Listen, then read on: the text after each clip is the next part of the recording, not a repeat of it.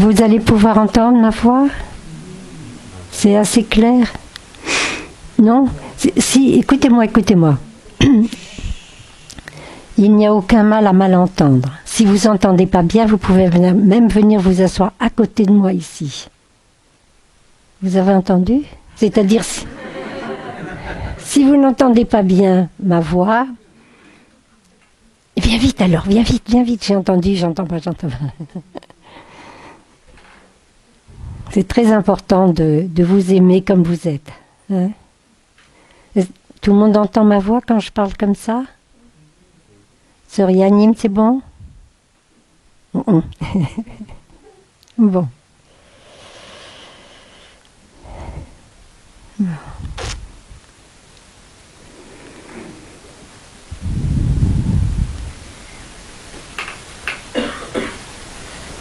Push.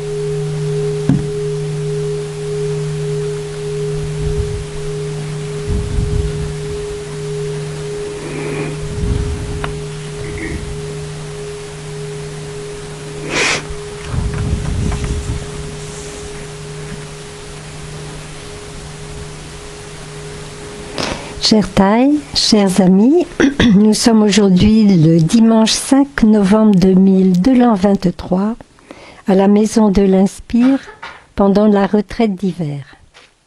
Voilà. Normalement, aujourd'hui, nous devions écouter un enseignement de Thaï.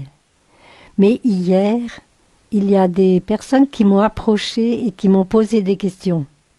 Et c'était presque toujours dans le même sens. Et je n'avais pas le temps de répondre à toutes les questions. J'étais en train de faire de la gymnastique. J'avais des courbatures, tout le monde est bien fatigué. Donc il y avait une journée entière de tai chi. Donc j'avais pas le temps de répondre. Et donc j'ai pensé, si vous le permettez, de pouvoir répondre en votre présence à ces questions qui concernent tout le monde. Les questions qui étaient posées, c'était sur comment conserver l'amour en famille? Comment conserver l'amour avec des amis? Comment conserver l'amour dans un couple? Comment créer, donner naissance à l'amour dans une sangha, dans un couple, dans une... Vous comprenez? C'était tout pareil, quoi. Donc je me suis dit, je vais leur partager ça. Il y a beaucoup de personnes parmi vous qui n'ont jamais entendu d'enseignement de Thaï ou de moi. Oui? Vous levez les mains? Oui, vous voyez, il y a beaucoup de monde. Hein? C'est bien. Donc c'est tout simple en fait. Hein? C'est tout simple.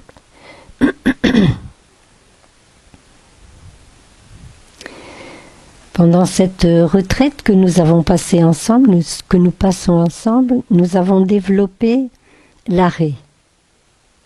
Nous avons appris à nous arrêter avec la cloche, qui était très belle, avec l'horloge, avec un objet qui tombe, avec une porte qui claque, il y a beaucoup de vent dehors, etc. Donc nous avons pris l'habitude, nous nous sommes entraînés à nous arrêter. Nous avons parlé également de l'île intérieure. Vous vous rappelez? De ce refuge en nous, de retrouver ce refuge, il existe. On n'a pas à le bâtir, il existe. Il faut seulement l'habiter. Il faut seulement retourner à soi-même pour habiter cet endroit délicieux, merveilleux qui est à l'intérieur de nous. Hein? Donc on s'est servi de l'arrêt, on a appris l'arrêt. Nous avons appris à arrêter la course aussi en apprenant la marche méditative toute douce, très paisible, très calme, qui nous permettait de regarder le paysage avec beauté. L'automne est merveilleusement belle. Donc nous avons appris ça. Et nous avons appris à manger dans le silence, dans le calme, dans la paix, hein, en contemplant. Ce matin, il vous a été offert un texte qui est issu du livre Conversation intime avec le Bouddha, comment manger avec le Bouddha, quoi, manger en pleine conscience. Ce sont des choses qui sont extrêmement importantes dans notre vie, juste apprendre à ralentir. Et si vous ne mangez qu'un sandwich à midi, parce que je sais bien que parmi vous, il y a des personnes qui n'ont peut-être pas le temps de manger correctement, juste asseyez-vous pour de vrai. Arrêtez tout. Juste et contemplez votre sandwich. Regardez le travail, les millénaires qu'il a fallu pour faire apparaître le pain. Hein? Monsieur Cro-Magnon ne mangeait pas de pain. Il n'avait pas cette chance. Hein? Donc tout regarder comme ça. Je te vois pas beaucoup, mon petit copain. Est-ce que tu voudrais pas te mettre plus près de moi? Hein? Parce que quand on est petit, qu'il y a des grandes personnes devant, ça va pas du tout. Hein? Tu prends, oui, c'est ça, tu prends un coussin, voilà. Voilà. Tous les jeunes Bouddhas en devenir sont dans cette salle. À l'intérieur de vous aussi, puis sous cette forme jeune aussi. Hein? Donc, nous avons regardé ça ce matin, nous avons contemplé pour le repas. Ce sont des actes de la journée, ce sont tous les moments de la journée qui sont sous ce regard bienveillant de la pleine conscience. Quand on a la chance d'avoir quelqu'un qu'on aime, c'est youpi. Ça peut pas être mieux. Ça peut être un ami, ça peut être un camarade de classe, ça peut être un collègue de travail, ça peut être le monsieur du bus à qui on demande un ticket. C'est-à-dire, je veux dire, partout il y a des amis. On peut trouver partout des amis. Le monsieur qui ramasse les poubelles, on lui fait un très grand sourire et tous les jours il nous fait un sourire superbe. C'est un ami. Ça devient un ami. Donc, quand on parle d'amour, on parle des 4 bases principales de l'amour. Maitri, l'amitié. Ça commence toujours par l'amitié. Ne croyez pas à la passion. Si vous avez une passion, vous lui tournez le dos et vous lui dites à bientôt. Je vais voir d'abord si je peux transformer ça en amitié. Hein? Parce que sinon, ça va flamber partout. Ça va flamber partout. Hein? Donc, la passion, non. Mais l'amitié, oui. L'amitié, c'est très important. Et ça s'appelle, dans le bouddhisme, la bonté aimante. Vous entendez bien? La bonté aimante. Savoir prendre soin de l'autre. Savoir quels sont ses besoins. Vous pouvez voir que ça peut être dans tous les domaines que je vous ai précisés avant. Hein? Savoir quels sont ses besoins. Quelles sont ses joies que nous puissions partager. Qu'est-ce qui lui ferait plaisir? Mais peut-être aussi, tout de suite après, le deuxième ingrédient de cette merveilleuse cuisine d'amour, c'est la compassion. Oh, mon ami, il n'a pas l'air d'aller très bien ce matin. Oh, mon bien-aimé a du mal dormir cette nuit. Oh, mon enfant a un examen à passer, il a l'air tendu, fatigué. Et c'est la compassion. Karuna. C'est joli comme nom, Karuna. Ça veut dire savoir écouter, Savoir comprendre, même si la personne ne dit rien, on peut voir le changement du visage, l'expression du visage. On peut voir un regard qui ne pétille plus, qui n'a plus cette dynamique intérieure. On peut voir la façon dont la personne se tient, plus ou moins voûtée, la position de la tête, l'absence de sourire, l'impression que le corps est fatigué, même sans avoir fait du tai chi. Donc, on peut se poser la question, qu'est-ce qui se passe? Que se passe-t-il pour que cette personne s'exprime comme ça dans sa vie, même sans avoir parlé? Je vois bien, il ne va pas bien. La compassion. Aller vers cette personne. Même si vous n'osez pas aller vers avec le regard. Vous pouvez regarder quelqu'un qui souffre avec le regard, un regard tendre, doux, gentil. Un regard qui sait que l'autre souffre. Ça peut être notre bien-aimé. Quelquefois, il est un peu bougon, comme ça. Et on ne sait pas trop comment faire pour essayer de le rencontrer. Ça peut être papa, ça peut être maman, quelquefois. Ça peut être dans les grands-parents, les amis. Donc, on regarde et on se rend compte que, quelquefois, derrière la colère, je parle pas trop vite, ça va? La hauteur est toujours correcte pour tout le monde? Plus fort? Non, c'est bon. Non, c'est pour les personnes qui ont des difficultés à entendre. Donc, on peut se poser cette question et on peut aller le voir si on connaît la personne et lui dire la première phrase qui est un miracle. Je suis là pour toi. C'est-à-dire, je ne vais pas m'occuper de te parler en faisant la vaisselle, je ne vais pas m'occuper de toi en écrivant sur l'ordinateur, je ne vais pas m'occuper de toi, je te dis pas ça comme ça. Non, je lâche tout. Tout ce que j'étais en train d'entreprendre, je lâche tout. Je vois, il ou elle a besoin de moi. Et je m'approche. Et je peux lui dire, si je le connais, je suis là pour toi. Et vous avez vu, il y a des magnifiques calligraphies. Avec exactement l'écriture de Taille. C'est pas Taille qui les a écrits. Ce sont nos sœurs. Elles se sont appliquées pendant des jours, des années, pour arriver à voir l'écriture de Taille. Et quand Taille passait, regardez, je l'ai vu faire. Il y avait une sœur qui s'était approchée de lui et qui lui avait dit « Regarde Taille », toute fière. Elle lui avait fait voir son cahier où elle s'appliquait à écrire exactement comme Taille. Et Taille a dit « C'est bien, encore 2 ans ». Et c'était vrai, encore 2 ans. La concentration n'était pas celle de Taille. Le geste n'était pas encore parfait. Mais ça n'a pas bouleversé ma sœur, qui est repartie très fière avec son cahier, parce que Taille avait dit c'était bien. Donc voilà. Il y a ces petites calligraphies que nous vous offrons, enfin, qui sont à votre disposition pour nous aider.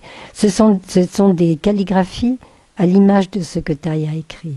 Des paroles qui portent un mantra qui peut transformer notre vie. Et offrir à quelqu'un « je suis là pour toi », c'est un cadeau énorme, parce qu'il y a la concentration, une conscience, concentration, puis cette vision profonde « je suis là pour toi ». Et puis si on voit que la personne est un petit peu trop triste, ou même avant, on peut lui dire quelque chose de plus joli encore. Je sais que tu es là. Et je suis très heureux, très heureuse. Je sais que tu es là et je suis très heureuse, très heureux. Parce que quelquefois, on vit avec des personnes, vous avez remarqué, ils sont transparents. On ne les voit pas. Ah oui, oui, on sait bien qu'ils sont dans la maison, mais on ne les voit pas. On ne s'arrête pas pour les regarder. On ne s'arrête pas pour entrer. Il y a pas... Surtout ne vous culpabilisez pas. On est tous pareils. Donc il faut apprendre. On apprend. On apprend à s'arrêter, à regarder. Et dire à quelqu'un, je sais que tu es là, je suis très heureux, ça entraîne beaucoup de bonheur dans la personne qui est là. Ah, je suis là, on me voit. L'autre jour, il y avait un couple que je connais depuis que elle avait 20 ans et lui 25 ans. Maintenant, ils sont des parents d'adolescents, enfin d'adolescents, de jeunes adultes de 20 ans. Donc ça vous fait voir le temps qui s'est passé entre-temps. Donc je les connais, je les suis beaucoup. Et l'autre jour, j'ai pas eu le temps parce que j'ai été happée par autre chose, prise par autre chose. Et j'ai failli dire au monsieur en me penchant doucement vers lui, je crois que ta fleur a besoin d'être arrosée. Quand est-ce que ça veut dire?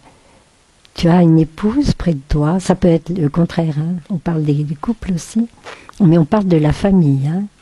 On peut passer tout à fait à côté d'une maman qui va pas bien, d'un papa qui va pas bien, d'un enfant qui va pas bien, sans en prendre soin comme on voudrait le faire, hein, comme on penserait vouloir le faire. Hein.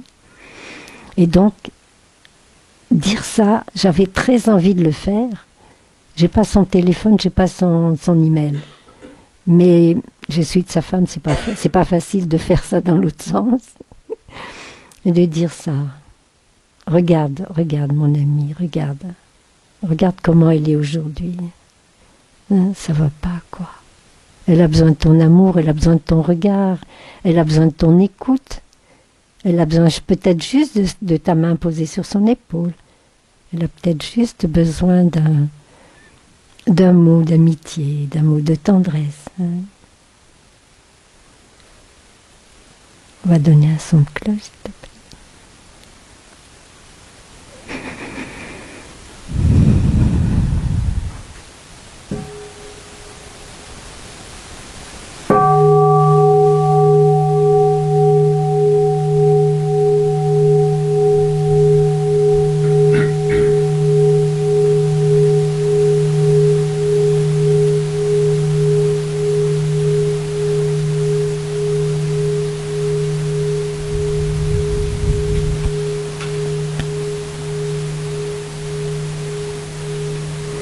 Nous avions des retraites avec notre Thaï. Et que Thaï parlait d'amour. Il nous regardait et il disait « Je vous donne jusqu'à ce soir minuit pour téléphoner à la personne que vous aimez et lui dire que vous l'aimez. Sans faute. Hein. Depuis combien de temps ne l'avez-vous pas fait ?» Très fort. Et vous savez quoi? C'était une époque où il n'y avait pas de iPad, iPod, machin et trucs là, dans les poches. Je vous donne ma parole que c'est vrai. Il y avait la queue devant le téléphone fixe contre le mur. Tout le monde voulait exécuter ce que Thaï avait demandé. Pourquoi? Parce qu'il s'était rendu compte simplement qu'il y avait longtemps qu'on n'avait pas arrosé cette fleur et qu'elle était en train de s'abîmer dans un coin de la maison. Hein, ou dans un coin de notre cœur. Et vous savez quoi? Ça porte de très beaux fruits. Alors si la personne que vous aimez, avec qui vous avez tendance à la voir un peu trop transparente dans ces temps-ci, vous savez ce que vous faites? Alors maintenant, nous avons plein d'outils de communication. On peut s'en servir. On peut envoyer un SMS. On peut envoyer un email. On attend que la personne soit sûre que la personne ne soit pas au téléphone, si on n'a pas envie de lui dire direct, et on lui laisse un message secret. On lui écrit un petit mot qu'on glisse sous l'oreiller. Sur la table, à côté de son petit déjeuner. Quelle que soit cette personne. Hein? On lui laisse un petit mot pour lui dire « Tu sais, tu existes et je suis heureux parce que tu es là. Hein » Quand on voit la personne souffrir, on peut aussi aller la voir et lui dire « Je sais que tu souffres et je suis vraiment là pour toi. » C'est-à-dire, on lâche toutes nos occupations, toutes nos préoccupations. Rien n'est plus important que de soulager ta souffrance, mon aimé. Et si un jour vous voyez un professeur qui va pas bien, ça arrive, il y a des professeurs qui vont pas bien dans vos écoles de temps en temps. Oh là là, je vais vous prêter mes lunettes, hein. Il va falloir regarder. Il faut aller le voir, il faut aller voir le professeur. Hein? Et puis lui dire, tu sais, tu nous donnes des cours, hein? Je t'aime bien. Ça suffit, quoi. Ça va éclairer sa journée. Ça va mettre de la beauté dans sa vie. il va être heureux, elle va être heureuse, toute la journée. J'ai une sœur qui était enseignante, qui était institutrice, et un jour sur le marché, on était allé acheter à manger, et il y avait une dame qui vendait des légumes, ma sœur s'arrête, on était ensemble, j'étais pas la maman qui me l'a raconté. Elles étaient ensemble, maman et notre sœur. Et d'un seul coup, la jeune femme qui était en train de servir, maîtresse! Et ma sœur, j'ai cru qu'elle allait faire une attaque de bonheur. Vous comprenez? Nous laissons tous des empreintes importantes dans le cœur de tous les êtres qui nous entourent. Nous laissons des empreintes importantes dans l'esprit des personnes qui nous entourent, par notre façon de penser, de parler et d'agir. Et si on peut, on essaye de laisser la plus belle trace possible. À partir d'aujourd'hui, on laisse la trace la plus belle possible. Donc la personne qui souffre et qui va se sentir écoutée, même si c'est de toutes petites choses, un mal de tête, quelque chose, tu as froid, je vois que tu n'es pas à ton aise, est-ce que tu as froid, tu veux une couverture, veux-tu un pull? Dans les couples aussi, s'il vous plaît, dans les couples aussi. Et ne pensez pas que ça sera une attitude maternelle, ça s'appelle la bonté aimante, ça s'appelle la compassion. Ça a d'autres noms. Et dans une famille, dans l'amour entre des personnes, il doit y avoir la joie. Tu sais que je n'ai pas retrouvé le nom sanskrit de joie. Tu le connais? Tu l'as oublié toi aussi. Ça fait. Oui. Mudita. Et j'ai pas de stylo, tant pis. Tu me le rappelleras, je le réécrirai. Mudita, la joie. Si vous aimez quelqu'un qui n'a pas de joie au milieu, il manque un ingrédient, la soupe va être fade. Hein. La joie. Comment trouver la joie en soi pour pouvoir l'offrir à l'autre? N'attendez pas que ce soit l'autre qui vous apporte de la joie. Hein. Il faut apprendre à construire son île intérieure suffisamment belle pour qu'il y ait de la joie dedans, qu'il y ait toujours de la joie dedans. Ce matin, dans la méditation assise, nous sommes allés voir une montagne très belle. Est-ce que vous l'avez vue, l'avez-vous vue, la montagne? Oui? Et vous avez pu vous identifier, voir que vous étiez belle et solide comme ça. Qu'est-ce que tu en as pensé? Tu étais là? Tu étais là, mon chéri, ce matin? Alors, il y avait une montagne ou il n'y en avait pas? Elle était belle? Oui, ça va.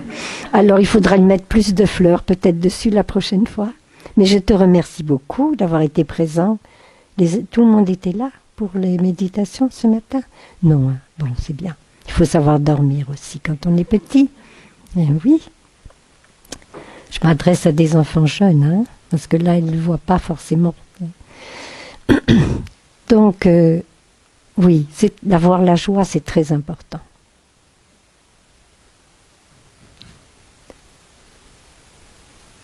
À l'intérieur de nous, nous avons des graines de joie. Nous avons vécu des choses très belles, déjà, dans notre vie. Des choses qui nous ont apporté beaucoup de joie.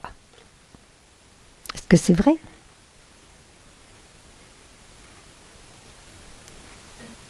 Oui.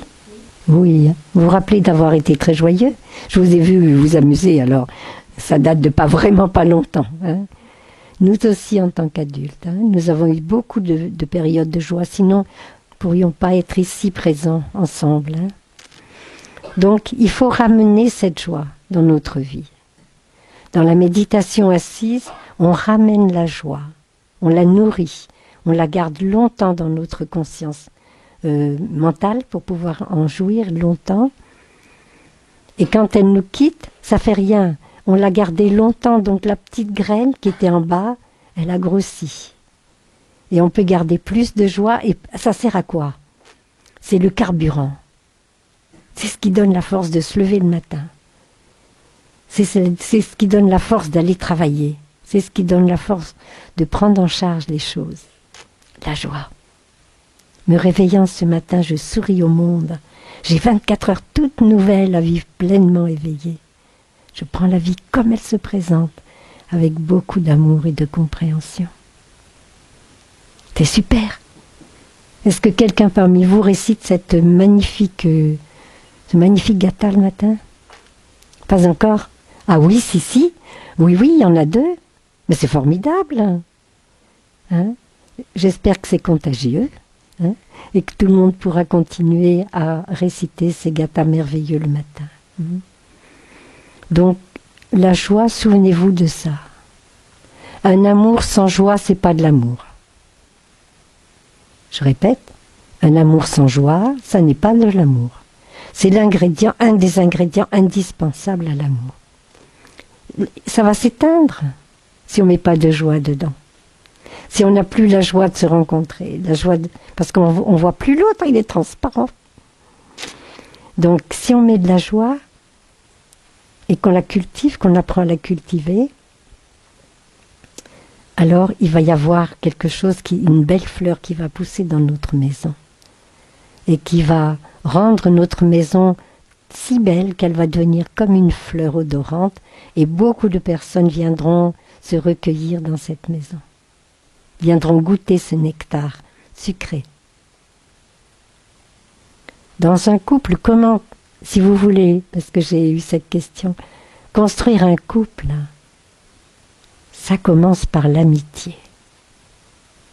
On se rencontre et on commence par devenir des amis. Des vrais amis, hein, qui partagent tout, quoi. Mais rien d'autre. Juste être des amis. Découvrir ce que l'autre aime, ce que nous aimons. Comment vais-je survivre? Je le dis souvent. Hein. Comment vais-je survivre si mon bien-aimé adore le foot ou adore le rugby au point que il disparaisse dans sa télévision régulièrement? Et comment va-t-il survivre si moi je passe mon temps à je sais pas, à faire du yoga autant d'heures par jour que j'ai envie? Vous comprenez? Harmoniser, rassembler, unifier. L'amour qui tient longtemps, c'est un amour basé sur l'amitié. Notre maison est en train de se remplir. Je ne sais pas qui c'est, mais elle se remplit. Hein?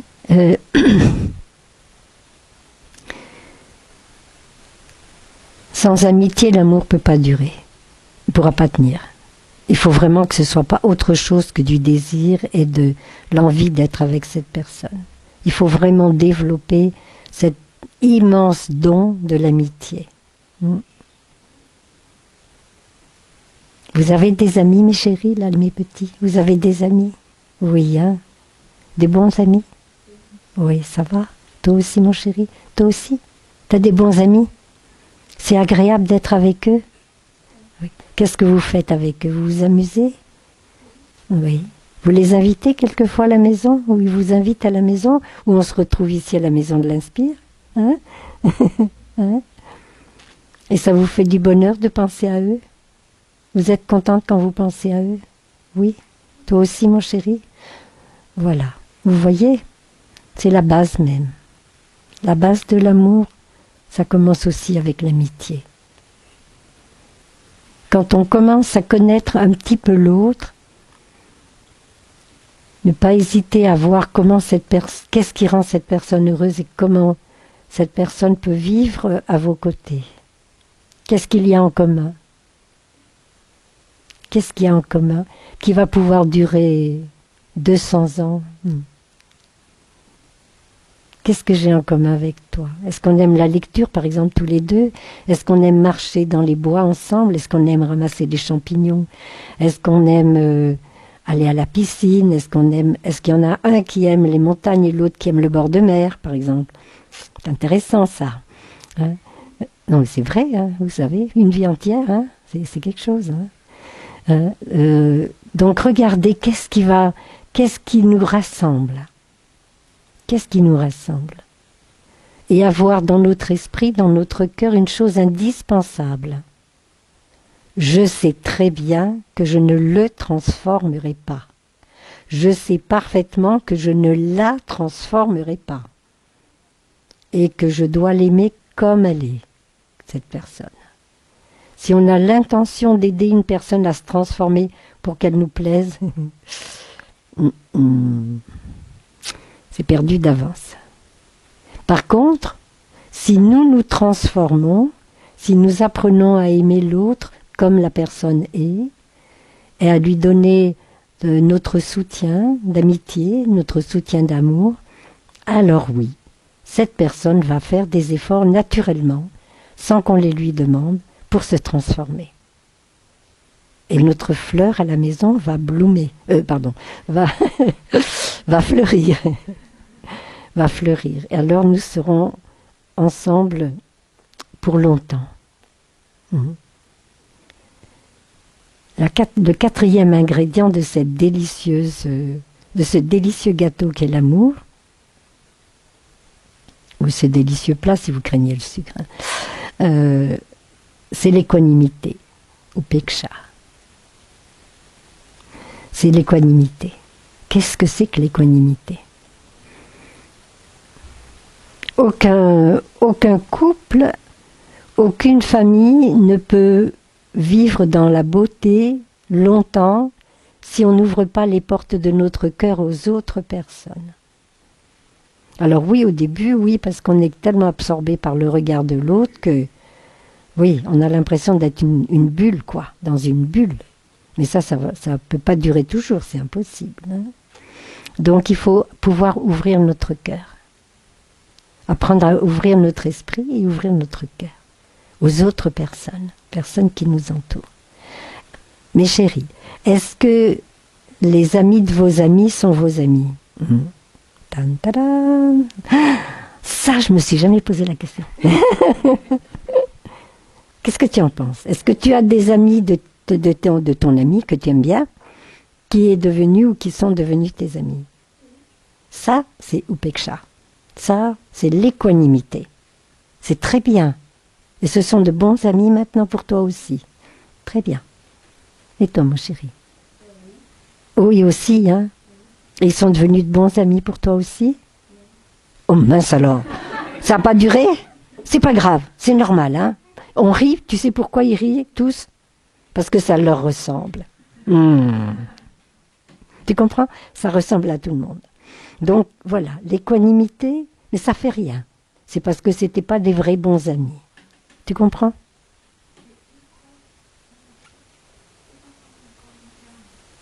L'amitié? Équanimité.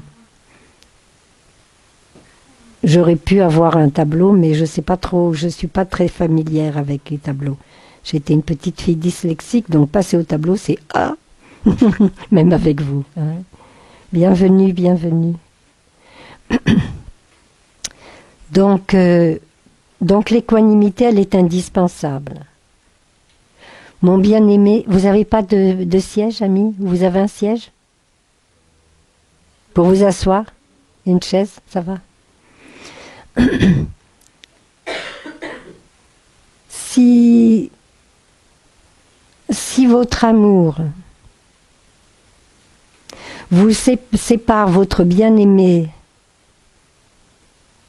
de ses amis, c'est pas de l'amour. Il faut regarder ça avec les yeux profonds. Hein? Nous avons des amis, nous avons un bien-aimé, une bien-aimée. Si notre amour le sépare ou la sépare de ses amis, ça n'est pas de l'amour. Alors pas d'amitié, ce n'est pas de l'amour. Pas de joie, c'est pas de l'amour. Hein? Pas de compassion, c'est pas de l'amour. Pas d'équanimité, c'est pas de l'amour. Ben c'est comme ça, après on fait un gâteau, puis on dit après c'est, je sais pas, un nom de gâteau, puis on n'a rien mis des ingrédients dedans, ou il en manque un, ça va pas. Hein. Mais c'est très facile, parce que vous êtes là et vous avez tous un grand cœur plein d'amour. Donc ça facile pour vous de donner naissance. Il faut juste comprendre. On le sait tous, ça. Et l'examen le plus difficile, c'est on s'assoit à côté des... Ça peut être notre enfant, ça peut être notre ami, ça peut être nos parents. On peut dire par exemple, papa, est-ce que je t'aime comme tu voudrais être aimé par moi? Quel âge qu'on est, hein? Je parle pas seulement aux enfants. Ma petite maman, est-ce que je t'aime comme tu voudrais être aimé? Mon bien-aimé, ma bien-aimée, est-ce que je t'aime comme tu voudrais être aimé? Et peut-être que vous les aimez déjà comme ils veulent être aimés. Et vous allez entendre dire, mais oui mon chéri, il manque un tout petit peu de sel dans la cuisine, c'est tout. Vous comprenez? Ce sont des choses importantes hein, dans notre vie et dans notre amitié aussi. Dans notre amitié, c'est très important. Hein. Et peut-être un jour, je vais m'asseoir avec mes deux sœurs, les plus jeunes, et je vais leur dire, est-ce que je vous aime comme vous voudriez être aimé? Elles vont me dire, oh non, pas du tout, sœur Yaknim. Tu fais pas assez d'efforts dans ce domaine-là, tu cours pas avec nous sur les terrains, tu ramasses pas les champignons quand on y va, ça va pas du tout, fais un effort. C'est très important. Hein, c'est très important. Est-ce que je t'aime, mon aimé, est-ce que je t'aime comme tu voudrais être aimé? Mon ami, un ami, hein, un copain quoi, une copine.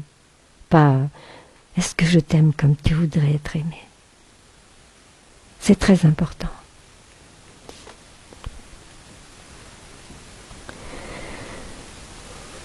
Rencontrer. Est-ce que nous savons aller jusqu'à le 4e mantra de l'amour? On a vu le premier, je sais que tu es là, je suis heureux. Le 2e, je suis vraiment là pour toi.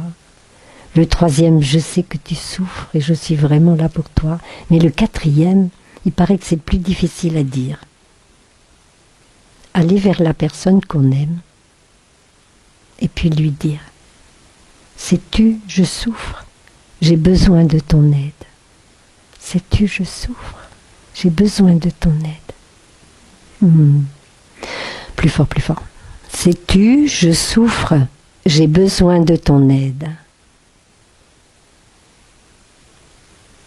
C'est difficile à dire, hein, parce qu'on a toujours peur que... Oh, arrête tes bêtises, quoi. T'as tout pour être heureux ou heureuse, non mais sans blague. Hein. Vous laissez pas piéger par ça. Hein. Il ne faut pas avoir peur de la personne qu'on aime. Il ne faut pas en avoir peur. Hein. Et même s'il y a eu des moments difficiles, c'est ok, c'est ok. Les moments difficiles, ils sont là pour nous faire grandir. Hein. Grâce aux moments difficiles, on a des relations plus solides. Quelquefois, vous savez, je suis quelqu'un de très douce, on dit comme ça. Sœur Yaknim, elle est très douce. Hein. Mais quelquefois, non. Hein. Quelquefois, je suis... Pff, quand je vois qu'il y a quelque chose à redresser, pff, mais ça se voit pas trop. C'est-à-dire qu'après ou avant, il y a des petits mots doux, gentils, pour aider à... Mais c'est... Tu m'as jamais vu faire, hein? Pas encore, hein? Je m'adresse à ma jeune sœur. Voilà. Et il faut savoir écouter, on apprend à écouter par l'écoute profonde. On écoute avec l'écoute profonde en s'entraînant à s'arrêter, à retourner à nous-mêmes, à respirer calmement, à se poser, et prêt à écouter la souffrance de l'autre. On garde notre souffle tout au long de l'écoute. Et on écoute ce que va nous dire l'autre personne. Ça peut comporter des reproches, ça peut comporter des mots qui vont nous blesser peut-être. Et on garde notre respiration. Moi, j'y arrive pas toujours. Pas trop pour les reproches ou les choses comme ça, mais plus pour quand je suis un peu attachée à une idée d'une réalisation dans le jardin ou des trucs comme ça, je suis un peu trop attachée. Je vois, je connais, je sais. Donc je fais attention, il faut faire attention à la façon dont on va s'exprimer. Hein. On va essayer d'écouter jusqu'au bout. Si on ne peut pas écouter jusqu'au bout, c'est normal, nous sommes des humains. Alors on peut lui dire, j'ai écouté jusqu'à maintenant, mais je voudrais bien, si tu veux bien, on continue demain, après-demain, après-demain, on se fixe une date et on se retrouve pour parler, pour écouter encore. Et pour voir, ça va servir à voir comment mieux l'aimer. Que pourrons-nous lui apporter pour mieux l'aimer, pour que la personne se sente plus à l'aise, se sente plus heureuse. Comment l'aimer? Et vous allez me dire, et comment être aimé, moi hein? Là, je m'occupe de l'autre, je m'occupe de l'autre. Mais dans la mesure où on développe ça en nous, l'amour de l'autre va grandir forcément pour nous. Parce qu'il va voir, il ou elle va voir les transformations qui sont en nous. Il verra. Ah, mais je suis plus transparente du tout. Il y avait une personne qui m'a dit qu'elle était transparente. Je l'ai entendue. On ne m'a pas vue. Elle est là, elle est certainement dans l'assemblée. Ça arrive d'être transparent, mais quelquefois on ne se rend pas compte que quand on est transparent, ça vient de nous aussi. J'explique.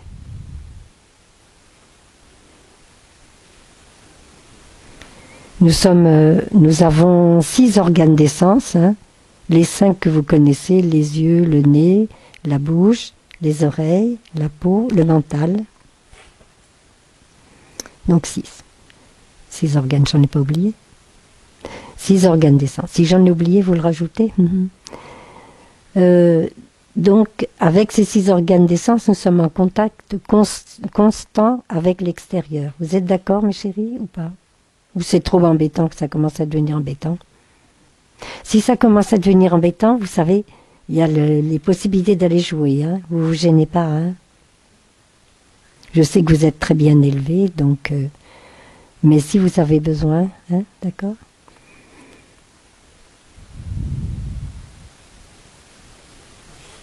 J'ai fait une expérience. J'ai fait une expérience dans mon milieu de travail. J'aime bien jouer. Vous avez dû remarquer. Mais quelquefois je joue puis ça se voit pas. Mais je joue, je m'amuse quoi. Et j'avais acheté ce jour-là des croissants et une brioche à la brioche dorée. Très parfumée. Ça sent très bon. Et j'ai apporté pour le jour où on était ensemble, assis ensemble, pour prendre la pause de 10 heures. À 10 heures, on se réunissait après avoir bien travaillé, on commençait à 8 heures, on faisait une pause et après on travaillait jusqu'à midi. Et je suis arrivée avec des croissants, avec une brioche, j'ai posé tout ça sur la table. Tout le monde était là, j'ai préparé le thé pour moi, tout le monde a préparé ce qu'il voulait pour boire. On s'est détendu un peu. Après, la cheftaine a donné tous ses renseignements pour la semaine. C'était un lundi, peut-être pas un lundi, c'était fermé la brioche. C'était un autre jour. Et qu'est-ce qui s'est passé? J'ai joué à ce qu'on ne me voit pas. J'ai voulu voir si les gens pouvaient me voir, si je décidais qu'on ne me voyait pas. On vous voit quand on manifeste. Mais quand on est comme ça, retiré comme ça marche pas. On n'envoie pas assez de signaux pour que les cerveaux des autres personnes vous captent. Hein. Et j'ai joué à ça. Et alors j'ai mangé très discrètement ma brioche, vraiment en retrait, dans le vrai sens du mot retrait. J'étais autour de la table, mais complètement en retrait interne. En fait, j'étais descendue dans mon île intérieure. J'étais très bien dedans. Ça s'est bien passé. On est allé travailler. Et quand je reviens, je descends de mon travail. Il était midi, on servait les repas. Donc je descendais, j'étais kiné à l'hôpital. Donc je descends, je redescends. Et qu'est-ce qui se passe? La cheftaine, très gentiment, m'appelle. Elisabeth, t'étais pas là pendant le petit déjeuner, la pause, je vais te transmettre ce que j'ai à te transmettre. Et intérieurement, j'étais là. Ça a marché. Ça a marché, ça a marché. J'avais la preuve que que j'étais impliquée si on ne me voyait pas. C'est ce que je voulais découvrir. Alors je lui dis, mais Monique, j'étais là. Elle me dit, je t'ai pas vue. Ah, j'étais très contente. Alors elle appelle les différentes personnes qui étaient là et toutes les personnes disent, tu n'étais pas là, on ne t'a pas vu. Et je leur dis avec un petit air comme ça, pas trop visible, je dis, mais qui a apporté les croissants et les brioches? Pas moi, pas moi, pas moi, pas moi. Ben, je dis, c'est moi. Donc j'ai entendu ce que tu voulais faire, transmettre. Qu'est-ce que je suis en train de vous dire? Si vous avez dans l'esprit que vous êtes invisible, vous créez cette invisibilité. Vous y croyez tellement que vous n'émettez plus de signaux extérieurs suffisants pour pouvoir attirer l'attention. Pas d'ego, hein, mais simplement qu'on vous remarque, quoi, qu'on voit que vous êtes là. C'est extraordinaire. Est-ce que vous vous rendez compte que c'est extraordinaire? Vous voulez essayer de jouer à ça un jour pour vous amuser? Hein? Vous essayez d'envoyer le moins de signaux possible. Vous faites dans un groupe quand même. Si vous êtes en tête-à-tête, ça ne va pas marcher. Parce qu'ils vont se rendre compte quand même qu'il y a quelqu'un qui est assis à la même table. Mais vous pouvez essayer. Donc ça, c'est un cadeau pour les personnes qui se sentent invisibles. Nous en sommes participantes. J'avais promis du temps pour des questions-réponses. Je voulais regarder à nouveau. Alors, il y a une chose que, quand il y a des conflits, dans nos familles, avec des amis, avec des copains en classe, des copines en classe, quand il y a des conflits, qu'est-ce qu'on peut faire quand il y a des conflits? La première chose, c'est comme des cartes que vous avez dans votre poche. Hein? La première chose que vous sortez, c'est impermanence. C'est-à-dire, c'est comme ça maintenant, mais c'était différent avant, et ça sera différent après. Donc j'essaye de ne pas m'attacher, vous comprenez, à ce qui se passe dans le... Non mais ça va, ils ont le droit d'être fatigués, envie de dormir ou autre chose. Hein. C'est ok, c'est ok. Maman. Il veut rester. Mais si tu as changé d'avis, puis y aller. Hein? Ok? Et ne te gêne pas parce que vous êtes déjà tellement perméable à notre énergie que c'est merveilleux. Donc si vous avez envie de jouer, si vos petites gambettes ont envie de courir, c'est bon, hein? Ok?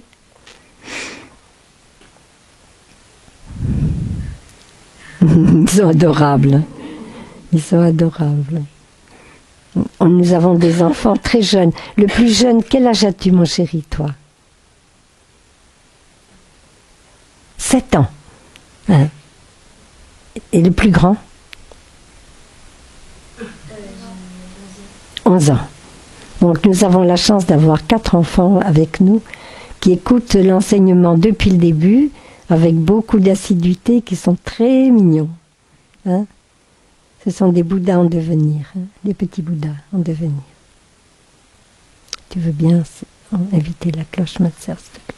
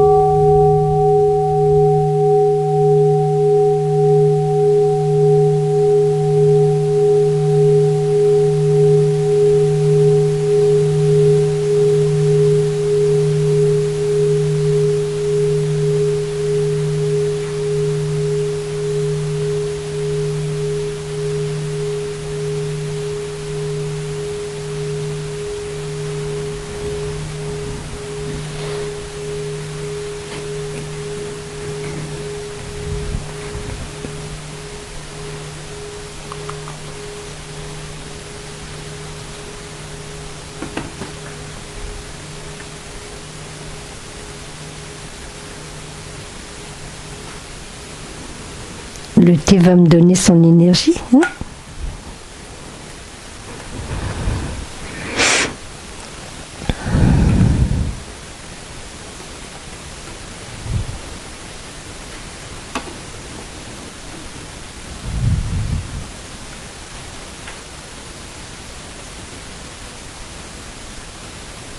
L'art du thé en Asie, c'est un trésor, hein, vous savez. C'est une merveille. Hein.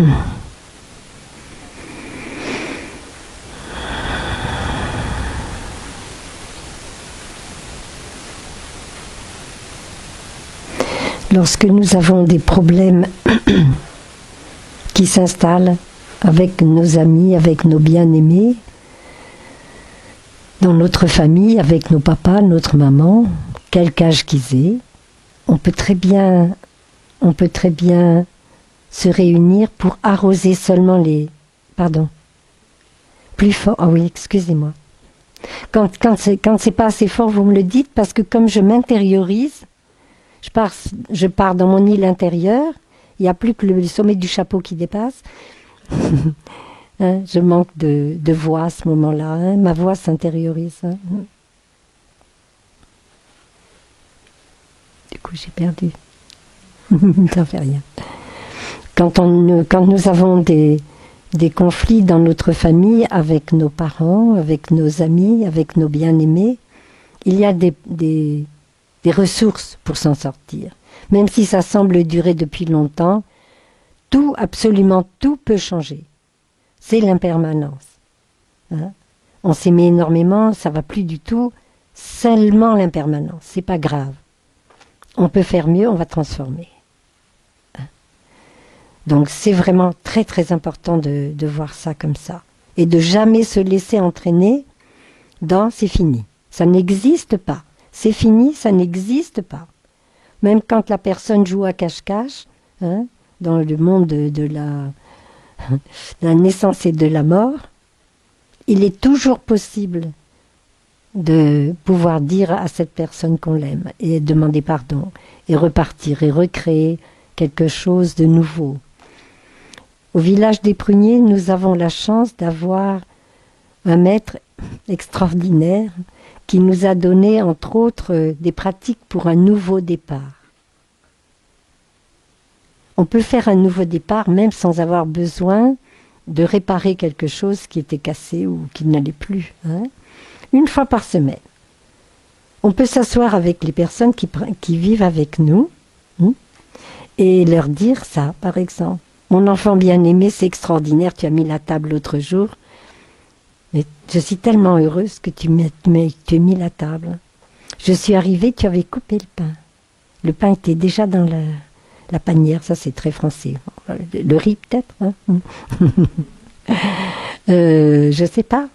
Je suis arrivée avec une voiture très chargée, puis tu es tout de suite venu m'aider pour défaire ce qu'il y avait à l'intérieur et ranger avec moi. Hein. Quelle chance j'ai de t'avoir dans ma vie. Quel bonheur. Ça n'existe pas les petites choses inutiles. Ou ça n'existe pas les choses... Oh ben c'est bien normal quand même. Ça non, jamais, plus jamais. Hein. Chaque chose est un trésor. Chaque geste, chaque attention est un trésor. Et mérite d'être souligné. Quand je vis avec mes petites sœurs vietnamiennes, elles comprennent pas ma façon de vivre. Ma façon de vivre, c'est de reconnaître ce qui est beau dans les sœurs, et chaque fois souvent quand je les rencontre, leur dire ce qu'elles viennent de faire de beau, par exemple. Et une fois, j'ai fait ça avec un frère au village. Il m'a fait un super sourire. Je lui ai dit, mais frère, c'est parce que je l'ai vu en toi. C'est pas pour te faire plaisir. C'est voilà ce qui est beau chez toi.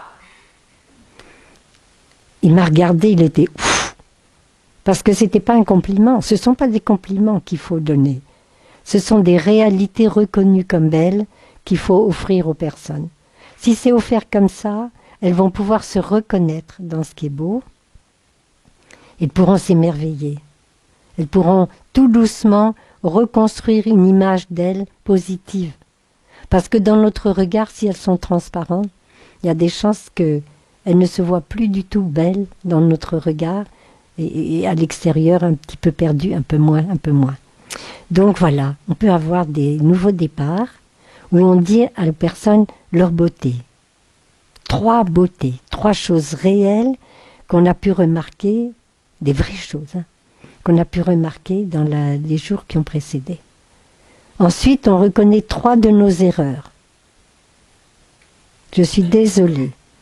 Je suis rentrée, j'étais fatiguée. Je suis rentrée, j'étais vraiment fatiguée. J'ai même pas vu que le couvert était mis. Et je t'ai dit, comment? T'as pas rangé tes affaires encore? Vous comprenez? Et on fait pareil après. 3 comme ça. D'accord? Ben, on peut, en tant que maman, on peut dire, oh mon chéri, je suis où papa? Je suis désolée, je t'avais promis de t'emmener cet après-midi faire quelque chose, une activité, et puis là je me suis laissé prendre par autre chose, je ne pourrais pas t'accompagner. Catastrophe. Mais au moins, on reconnaît ça. Donc ça c'est important. 3 fois. 3 erreurs qu'on a commises. Récemment, on en fait tout le temps. Au moins 3. Ça va rassurer la personne qui est en face. Ensuite, si on a un reproche, si on a plutôt quelque chose qui nous a blessés, dans l'attitude de la personne qui partage notre vie ou notre amitié, on peut le lui dire. Alors il faut arroser 3 de ces bonnes graines d'abord, réelles. Il faut reconnaître 3 de nos erreurs, et puis ensuite, on ne va pas lui faire un reproche, on ne va pas lui dire « Oui, tu me fais toujours ça, ça ne va pas ». L'autre jour, je me suis sentie blessée lorsque tu as dit ou lorsque tu n'as pas fait ou lorsque... Voilà. Et ça, c'est très important de dire ça. Je me suis sentie blessée parce que... Et non pas tu m'as blessée. C'est très important parce qu'il n'y a pas d'accusation violente parce que la personne n'avait peut-être pas l'intention de nous blesser. Donc on peut regarder les choses avec ce regard. Et le dernier des derniers stades du nouveau départ, c'est à nouveau cette phrase merveilleuse qu'on a écoutée tout à l'heure. Sais-tu, je souffre, j'ai besoin de ton aide. C'est-à-dire, s'il te plaît, aide-moi. Je vois qu'on est rentré en conflit. Voilà mes erreurs. Voilà tes beautés, voilà mes erreurs. Voilà où a été le conflit, là où ça s'est déroulé. Comment on peut faire mieux, quoi? Comment on peut s'arranger pour que ce soit plus beau?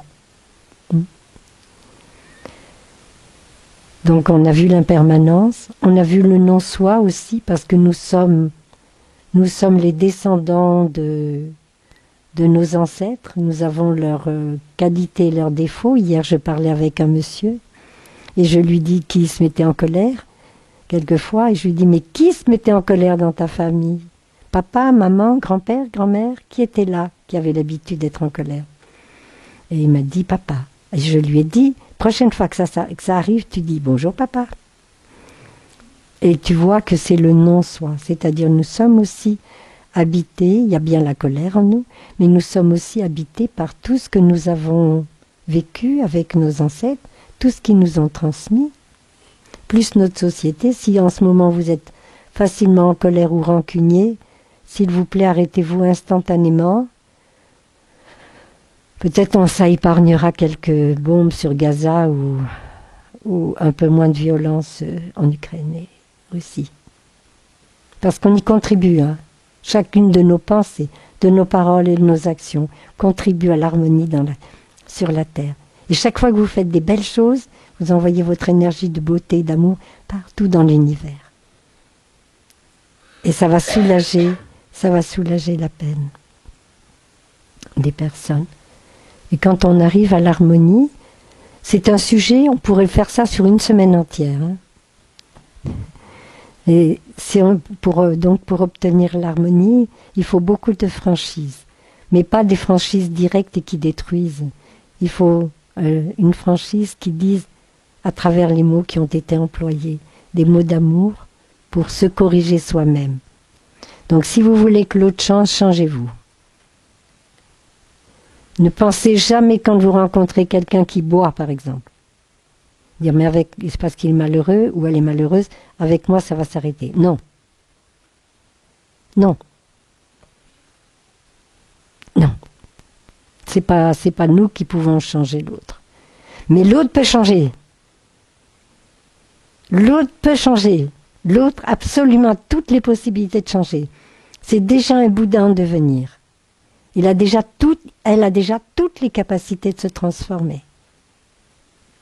Et il y a des personnes qui sont arrivées à quitter l'alcool, la drogue, le sexe, tout. Se guérir.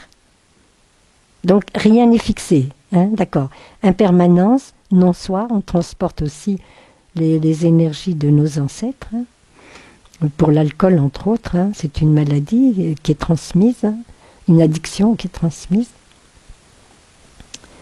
Et le nirvana, c'est le moment où il n'y a plus de jugement sur l'autre, où on ne pose plus de jugement sur l'autre, et où notre amour est tellement complet que tous les êtres, quels qu'ils soient, peuvent être aimés.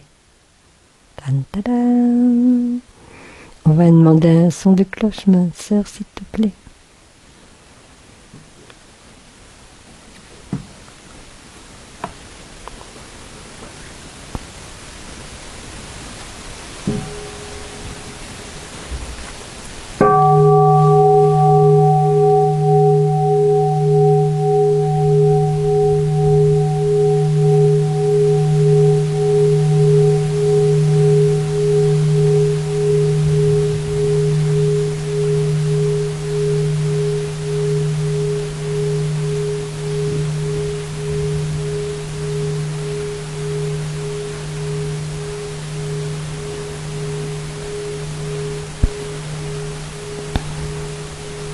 Je vais répondre à des questions-réponses. Je vais